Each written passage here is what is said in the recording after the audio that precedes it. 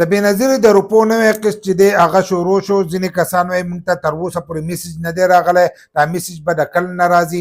ځینې کسان په کوي چې موبایل او نوې سیم د سره نه نو تاسو ته به روپۍ چې دی دا به نه میلاویږي. نو د نوې قسط په باره کې اهم معلومات دي هغه در سره شیر کوم. دا ویډیو معلوماتي او د غریبانو دپاره تاسو ویډیو راوړئ، دا مخکې شیر کړئ چې نورو کسانو ته ورورسي. نو د بینظیر روپۍ چې دي دا شروع شوي دي. دې ځل چې کوم قسط دی په دې کې زیاتر نوي کسان چې دي هغه هم شامل شوي دي او هغه خپلې روپۍ هم په دې کې راغسته شي. په دې کې ځینې داسې کسان دي چې د هغو کارډونه بلاک شو، هغو رجسټریشن نه کړی، رجسټریشن یې کړی دی، نو هغه هم په دې پروګرام کې ایل شوي دي. نو دې ځل له به هغو ته هم دا قسط چې دی دا به میلاویږي. خو نوي کسانو ته چې دی هغو ته به 14,500 میلاویږي. کوم چې زاړه کسان دي نو هغو ته به 13,500 روپۍ چې دی دا میلاویږي. او دې ځل چې کم قسط دی نو دا په ټول ملک کې شروع شوی دی. داسې نه دی چې په یو ضلع کې شروع شوی دی یا په 2-3 ضلعو کې یا په مرحلو باندې دی. د هغو له طرفه چې دی نو هغه چې دا په ټول ملک کې شروع شوی دی. خو ځینې به داسې علاقې چې په هغې کې به لږ ډېره مسله نو کېدای شي سبا شروع شي یا بله ورځ شروع شي، خو نور د هغو له طرفه په ټول ملک کې چې دی دا قسط شروع شوی دی. نو کومو کسانو چې روپۍ دی هغه خپلې روپۍ راغستی شي،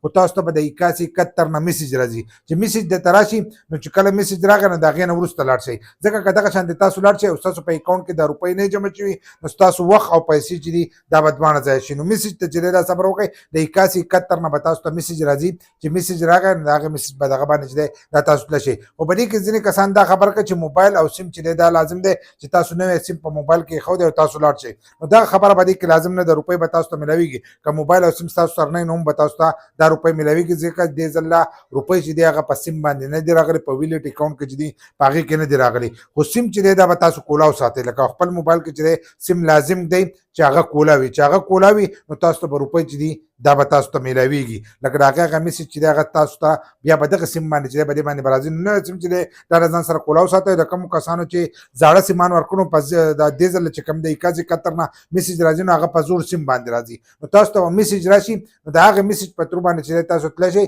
او تاسو خپلې روپۍ چې دی دا راغسته شئ. بل لا چې روپۍ راغلې نو د هغې سره رسید چې دی دا لازم راخلئ چې تاسو ته پته لګي ستاسو په اکاونټ کې څو روپۍ وي او تاسو ته څو روپۍ چې دي دا میلاو شوې.